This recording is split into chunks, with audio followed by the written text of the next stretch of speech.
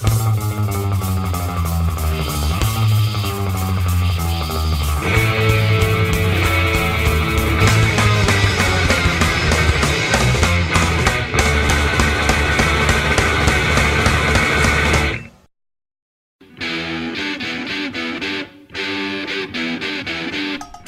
Permanent taldea izango da gure saioko lehen protagonista.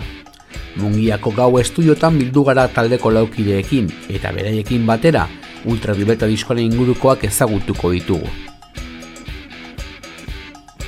Erritmo zera bat aldatu eta Mikel Uraken musikariarekin egin dugu zita Bilboko kafe antzokian. Bertan aurkeztu zuen zuzenean Izaki Bizidun Berriak diskoa, talde formatuan osatzen duen lehen lana.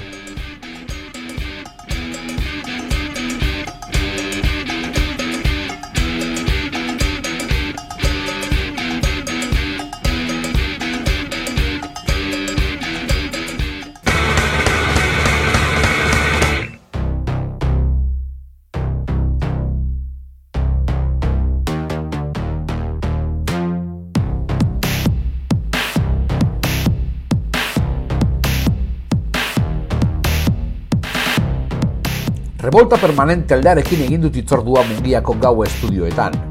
Bertan dute musika laborategia, eta bertan sortu dira taldearen kantu guztiak. Aitor Rabio, Iker Villa, Mikel Becerra eta Iker Aginaga dira Revolta Permanent, eta Ultravioleta da beraien azken emaitza. Gauerdian deitu dizut esan ezer berri, izarren azpian gidatu nahi zaitut. Entzun nahi ez duzun hori esango dizut, iluntasunan non dagon erakutsiz.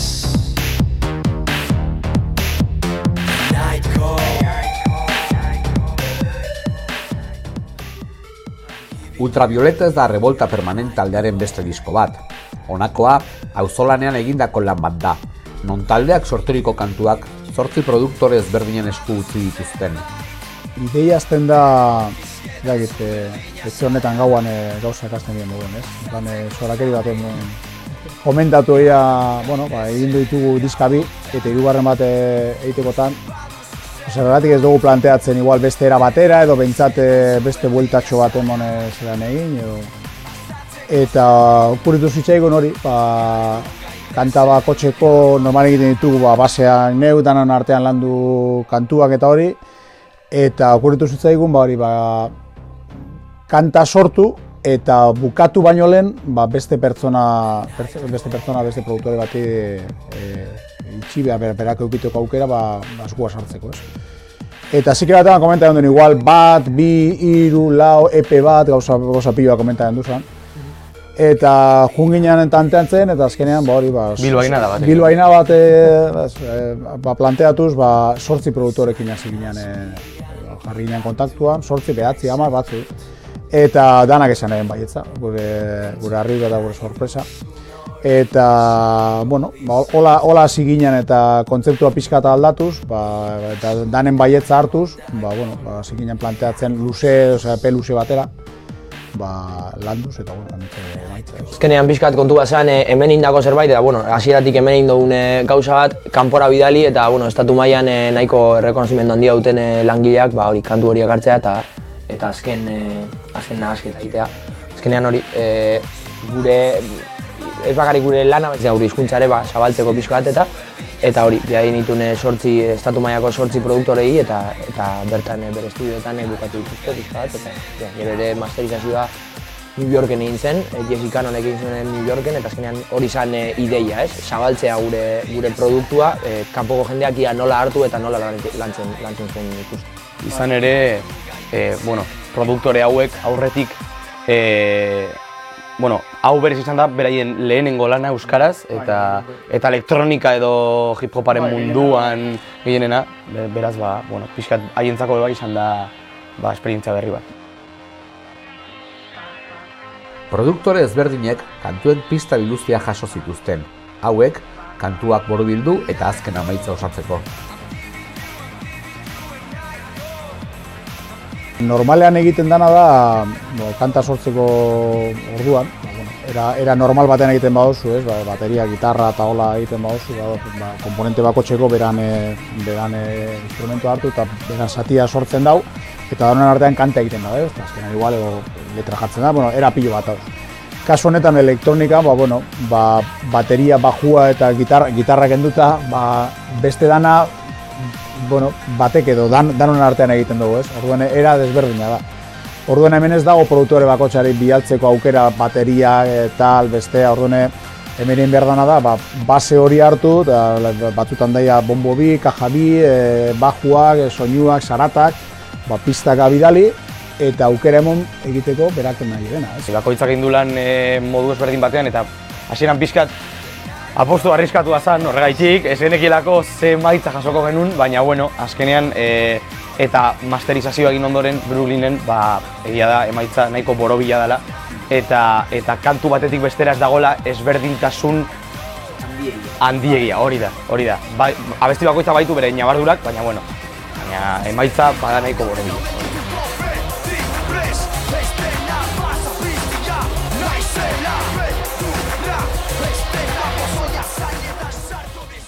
Paco Loco, Mauri Tonelli, Josep Umbria, Marc Parrot edo Jordi Gil izan dira disko berri honetako kantuak nahastu dituzten produktore batzu, eta bakoitzak bere nortasuna islatu du kantuetan.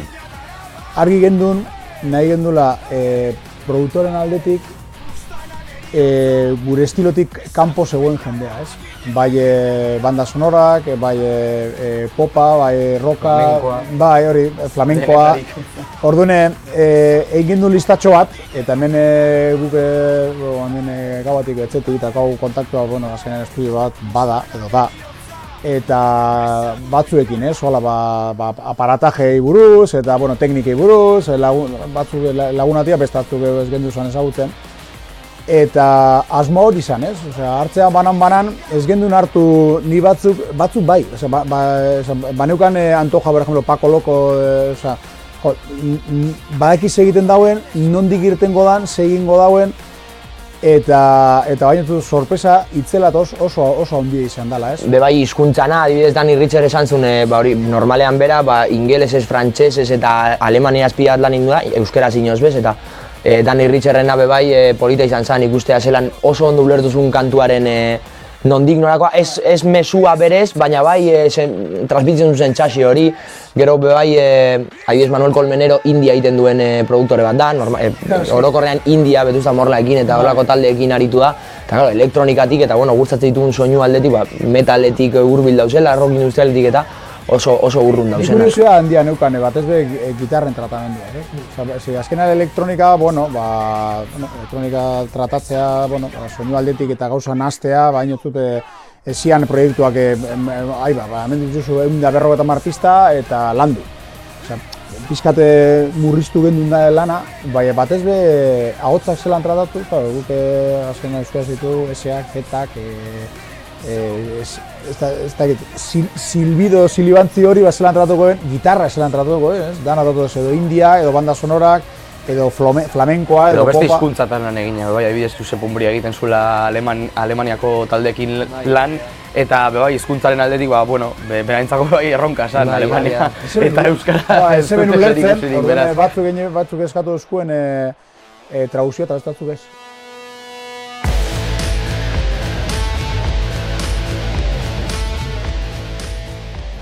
Ahotsen lanketan dator diskoaren beste berrikuntza nagusi bat. Rapeoak badaude, baina kantuak abestuak izan dira nagusiki. Taldeak orain artean gutxi jorraturiko laneran. Pozoi zurrupa da, amargarrena da, estarria txirrista, toksikoa.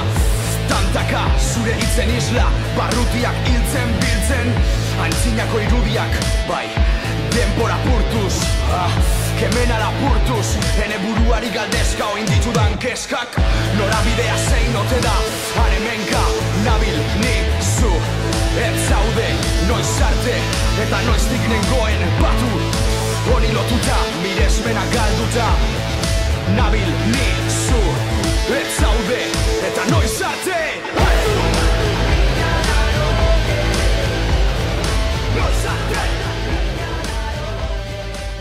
Guretzako erronka eta abentura bat izan dabe bai, zen azkenean, ohituta gauz 12 urte nituenetik rapeatzera, eta, aurreko bi disketan gehiengoa ia guztia rapeauta da. Egia da, estribillo batzuetan edo zatitxo batzuetan ere abestu izan dugula beste bi disketan, baina hau da dudarik gabe gehien kantatzen diskoa. Eta egia da, erronka izan dela, eta ezakit aurrera pauso bat definitiua dan, eta kantatzen jarraituko dugu, baina bai, horretako gogoak genituen, bai gubiok, baita Aitor azkenean abestian sortzean bai, gurekin egoteko eta melodia horiek ateratzeko. Eta izan da erronka bat, grabaketan ere esfortzu handia aurrera atatzea, eta honek ez du balio, eta honek bai, eta hau beto egin behar da, hau tal. Baina ez dakit aurrera pauso definitiua dan, baina behintzat diskontan bai nahi izan dugu hori egin. Eta nik uste eroso on garela gero emaitzaekin, eta lanean ere eroso on garela.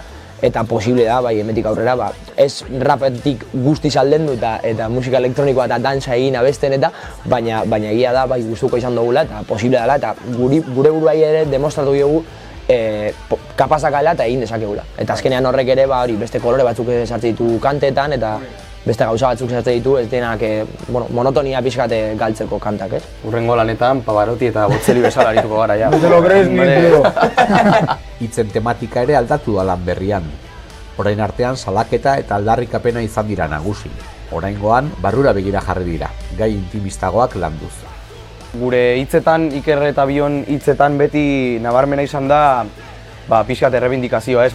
Hip-hopean normalean hitzetan zertatuta dagoena. Egia da diska honetan, izan dugun urtearen... urte berezi izan dugu, pixkat, esperientzia latzak bizi izan ditugu. Eta nahi genuen pixkat diskari ikutu pertsonala emon, pixkat hori ez, ikutu barnerakoi hori emon. Eta egia da argi ultramorearen kontzeptua nolabait hartu genula eta horren harira letra danak bideratu genituela. Eta hori izan zen asmoa eta nik uste lortu genula. Zenean pixkat azaltzearen argi ultramoreak eta horrela planteatu genuen letrak idatzi baino lehen, argi ultramoreak egiten duna pilat lekutan da Begibiztan ez da ona atera, ez? Nolabait, erabiltzea da eta egia da polizi ikerketetan eta argi ultramorea zenbait arrasto ikusteko eta hori da egin nahi izan duguna diskaekin, ez? Diska da guretzako argi ultramore hori gure barrenean zegoen hori atera duna eta papelean jarri duena. Horregatik da ultravioleta diskoa, horregatik izen hori, eta hori egin duguna. Azkenean diskaen bitartez barnean dekogun guzti hori eta urte terdi edo latz horretan bizi dugun piat gauza eta begibiztan eta tratu pertsonalean agian ez dienak ikusten, baina hor diskoan bai badauz. Eta hori izan da pixkate kontzeptua eta kanta guztiak batzen dituen hitz hori edo kontzeptu hori. Ez da erreza revolta permanent musikalki sailkatzea. Rapa, metala, rocka, giro elektronikoak hori dena eta gehiago badago beraien musikan. Beraz, ez da erreza taldea musika estena zehatz batean kokatzea. Guztiko naz, nik uste dut agian rock taldeen giroan sartzen garelako haibez zure ibilbidearengatik, guk aurretik izan dugun ibilbidearengatik bai. Guzti beharri, egi da, ni bentsat neure burua rock munduan, bai. Pentsatzu bauzu azkenean gehien disfrutatu kontzertuetan da rock talde bategaz gauzenean taulanean eta azkenean guztiok, bakoitzak bere estiloak ez dute ditu, baina azkenean guztiok bat egiteko un estiloa rocka da eta bentsat pertsonalki horretan gauzenez, taldea bai ez dakit hortik mugitzen da. Egia da gero musikalki eta kontzertua ikuste dozunean pila bate gauza dauzela, ez bakarrik rocka, baina nik uste hortan mugitzen gala eta hor... Festival hip-hopetan behitxe dozku, hori bai, definitzekotan edo aukeratzekotan neuk bat, edo neure izenean ditzen got, rock ez dakit... Rock arraro. Mikelengatik popa izango litzateke, Musikatik haratago, disko berriak badakar gehigarri bat. Gazteak musika zabaltzen izenpean dokumental bat burutu dute, bi abeslarien musika bidea abiapuntu. Hori izan zen, bebai, errebindikazio kutsu bat ere badauzen, azkenean, gu ez dugu izango esetako eredu garenik, baina behintzat bai ikusten da guregan zelan Barakaldoko bi gazte, eta Barakaldon euskara baki zelan dagoen, eta zer arazo dituen normalizaziorako, eta horretan lagundu nahi izan genuen 12 urte genituenetik, eta bueno, autu hori hartu genuen 2007an 12-13 urtegaz, eta bueno, demostratu dugu ez munduari, baizik eta gure buruari bai, posible dela, eta bueno, leku askotan aldu daitekela euskaraz, bai Barakadotik, bai Euskal Herri osotik bai, eta bueno, Euskal Herritik kanpora ere atera garela, ez bakarrik diskoa bari produktorekin, bai eta gu kontzertutan eta bueno, komunikabideetan Madrilen Radio 3ek ere hori kasu eman digula, eta azkenean hori euskaraz posible dela gauzak egitea, hori izan mesua, nolabait, hori bai gure hitzaldietan hori botatze dugu, ikastetxeetan emate dituen hitzaldietan eta azkenean nahi izan dugu guzti hori eta eredu hori nolabait, eta ejemplu hori pantaila batera eramatea eta jendeak ikusten zala, gehien bat gazteak, gazteentzako ere eredu izateko eta gazteei animatzeko euskaraz aritzea bere bizitzetan. Dokumentala berez bukatuta dago. Montauta eta dago ja bukatuta, baina gabiz pizkat pentsatzen hori, ez? Nora bidali, noiz atera publikoki eta zer egin aurretik horrekin. Ez bihurtzeko bandai buruzko dokumental baizik eta euskararen zabalkundeako aproposa den material bat, ez? Eta ez rollo ludiko bategaz, baizik eta didaktiko bategaz. Eta horretik gauz pizkat atzeratzen eta pentsatzen ondo zelan egin.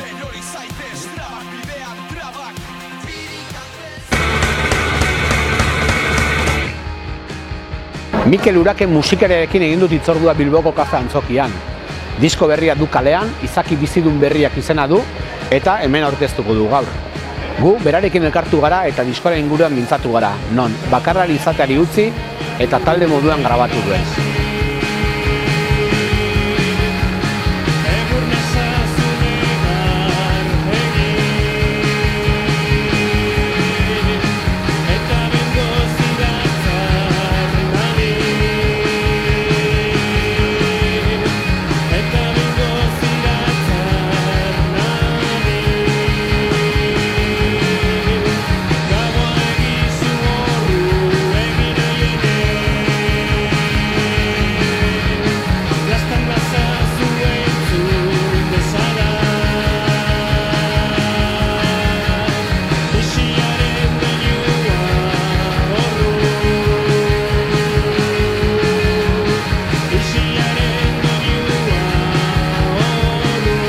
Arratsaldeon Mikel. Arratsaldeon.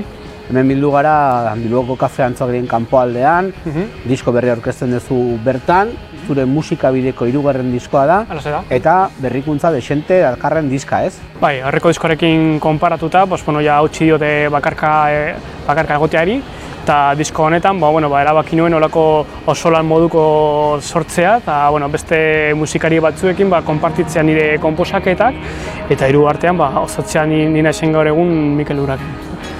Joan gaitezen hastapenetara, Loan izeneko talde batean ezagutu zintudan ni, talde sendoa, gogorra, indartsua eta atmosferikoa ere. Talde hori amaitu eta bakarkako bideari ekin zenion, zuri izenean, Mikel Uraken izenean, eta garaian hasi zinen gitarra akustikoarekin eta inglesez kantatzen. Hori izan zen zure hastapenak, ez? Aldaketa nabarmena horreko taldearekin. Loan zuk esan duzun moduan zen nahiko talde piztutzua eta rock, stoner, metalaren inguruan mugitzen ginen, edo post-metala esaten dena. Desegin zen 2010an eta hortik aurrera erabaki nuen behar nuen olako erronka berri bat nire bizitzan musikari moduan. Orain arte beti ibili nintzen gitarra elektrikoarekin olako soinu pisutzuetan eta erabaki nuen apurtzeko gitarra akustika hartzea eta horrez gain nola garai hartan ingelesa ikasten ari nintzen erabaki nuen oso inolako intentziorik gabe, baina erabaki nuen positiboa izango zela ingelesa ikasten ari nintzen bitartean erabiltzea hori hitzak egiteko eta abesteko. Tartean, kaleratu zenuen disko bat, omenaldi xumeak izena zuena, Bazirenen Ariren kantuak, Baziren Mikel Labaren kantuak, eta beste bat bertsio, eta horren aldiz azten zara euskara erabiltzen kantuak egiterako orduan. Niretzat hori izan zen inflexio puntu bat nire bizitzan musikalean, ezta? Hasi nintzen bai Mikel Laboaren abestia eta bai Anarien abesten, konturatu nintzen asko zeroso nengoela euskaraz abesten, eta esan nion nire buruari. Igual hemendik aurrera, hasi barko nintzetek euskaraz konposatzen eta abesten nire lan propioak, ezta? Eta horrekin, ja aurrengo diska, Neguaren ustean izenekoa, ja erabaki nuen ja behingoz euskaraz abestea, eta horria guztiz asko zerosago nengoen ja euskararekin, eta era berean ja hartzen ari nintzen, azten ari nintzen nire soinu propioa eta nire izaera ja barneratzen musikari moduan. Nukan ja finkatuta zer egin nahi nuen. Hizkuntza beraz, importante izan da aldaketa honetan, ez? Niretzat ezinbestekoa izan da, nire burua hobeto ezagutzeko eta askoz hobeto sentitzeko musikari moduan eta pertsona moduan, eskai? Komunikatzeko moduan, ikusten ez du ikusleoa gertuago daukazula orain, euskaraz kantatzen lehen o inglesez kantatzen baino? Izan daiteke baietz, baina nik ez nioke garrantzi askorik emango hizkuntzari zentzu horretan. Nik uste gehien bat garrantzitsuna dela osotasuna.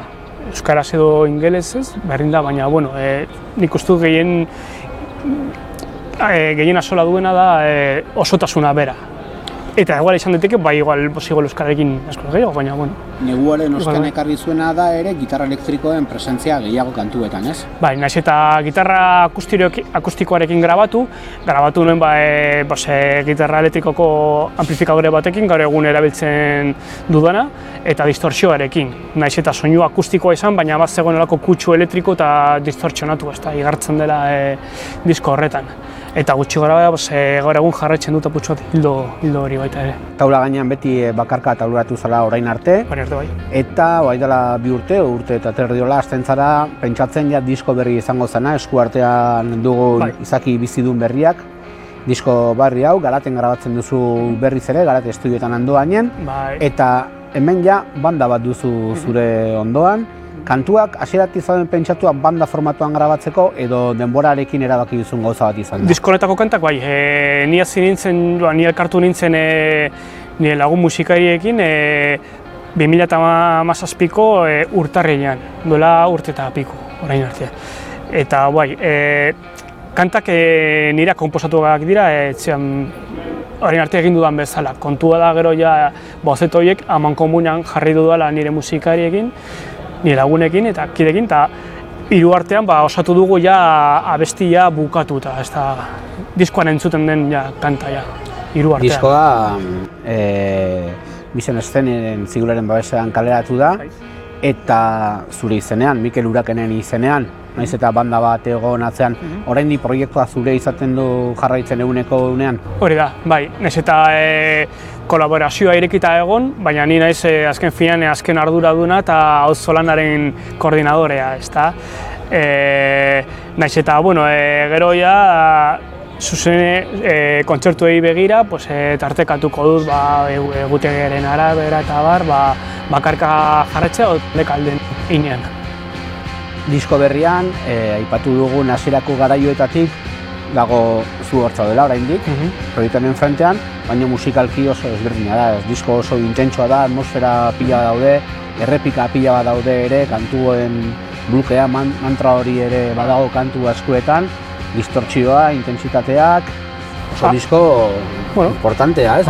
Abestien egituran nik uste dut topa ditzakegun ezaugarriak batzuk topa daitezke baita horreko diskoan, zuk esan duzun mantra, apatu dituzun mantra horiek, errepikapenak, niri beti da nik gustatu zaite egitura horiek, ez da, gustatu zaizkit eta orain jarraitzen ditude jorratzen, baina bandarekin eta horrekin gehitzen da askoz pixu gehiago, ez da, abestietan eta nahiko soinu potentea eta iluna.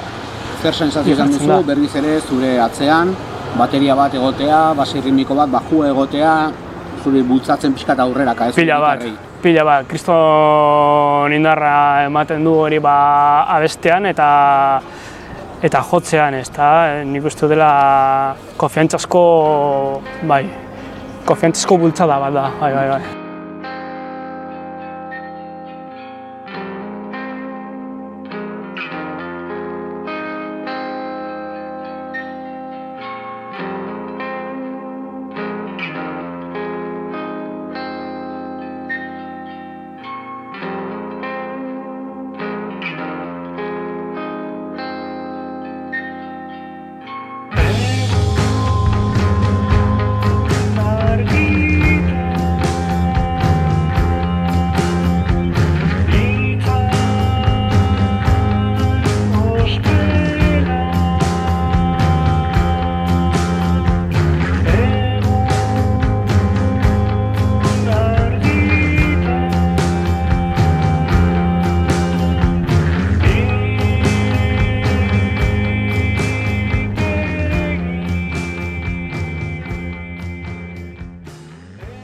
esplikatu ditzagun, David Tobal egon duzu baterian, Bai.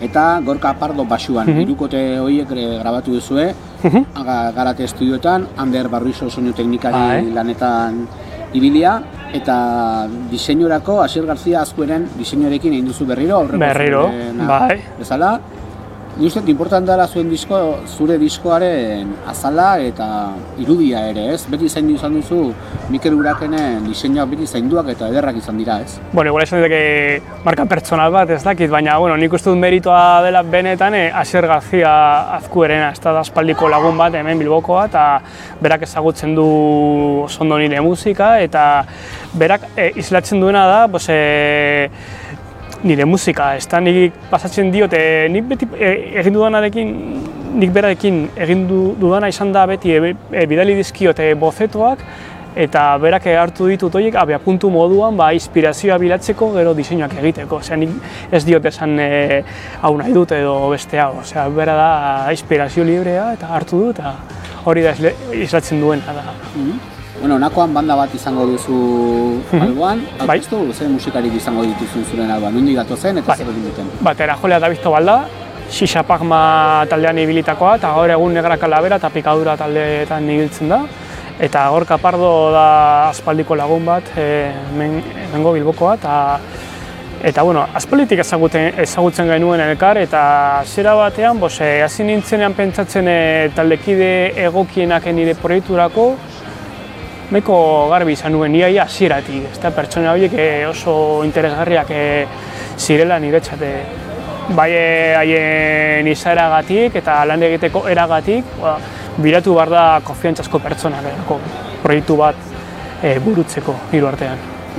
Hemendik aurrera zuzeneko emanaldietan bandarekin saiatuko zara jotzen aldeen guztietan, baina ere imaginatzen dut ere leku batzutan ezingo da eta bakarkarituko zara ere. Ze moldaera izango dute kantu berri hauek bakarkako formatoan, nola? Ze estrategia? Niretzat, sormenaren aldetik oso erronka interesgarria da. Azken finean, disko hau bakarka konposatu nuen, gero hiru artean osotasuna eman genion diskoari, baina gero kanta horiek birmoldatu behar ditut bakarkako erara. Edo birkonposatu edo bai, ezta? Eta hori niretzat da oso erronka interesgarria hemendik aurrera egin behar dudan.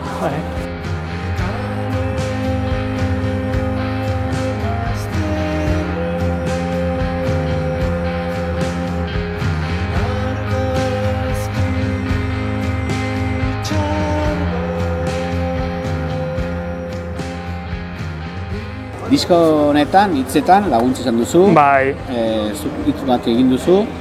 Gorka Erostarbek 2 egin ditu. Bai. Gotzo Marian Barandiranek bat. Eta Iergoenagak beste bi kantu. Zer da, hitzak zer dira? Zure kuenta pendiente horietako bat, hola, biltzeko zure musika eta lana? Etorkizunari begira, gustatuko leitxadeake arlo horretan gehiago murgiltzea. Ez da, alako sartuta daukadan arantza bat, ez da? Baina, disko honetan nola pentsatuta neukan hasieratik auzolan bat burutzea, arlo horretan nik uste dut positiboa zela baita ere, beste pertsona batzuen ekarpena bilatzea. Eta aipatu ditugun 3 pertsona horiek letretan adituetan izateaz gain baita ere musikazaleak dira, eta niretzat oso garrantzitsua hori baita ere, ezta ikustea, haiek egingo dituzten hitzak kanta bihurtuko dira. Eta horrela egin dugu, adibidez, aierti bidali nizkion 2 bozeto, eta adibidez Gorkarekin alderantziz egin genuen. Berak bidali zizkidan hitzak eta ni musikatu nituen. Eta hori, oso, ez dakit, aberatsa izan da horako esperientzia izatea. Aurreko diskoetan ere, baina honakoan, kantuetan, luzeran, luze joan zaizkizu, ez? Kantu luzeak, 8 minutura egitsi dira, 7koa badira, 5koak, eta gutxien dituna 4 minutu pasatxo ditu, ez? Bai, eta diskoa oro ordu batekoa da. 8 kantu ordu bete. Bai, imagina zazuzen nolako iraupena daukaten, baina, baina nik beti esaten dute, abesti bakoitzak irandu behar du, mantendu behar dena, ezta? Irandu behar du 10 minutu horrela izan behar dira, abesti berak dio noiz arte egon behar du bueltak ematen, nik ez dut asko erreparatzen horretan, eta gehien bat asko gustatzen zait olako abesti luzeak egitea, nik uste dut, ez dakit, asko gehiago disfrutatzen dute kanta luzeekin.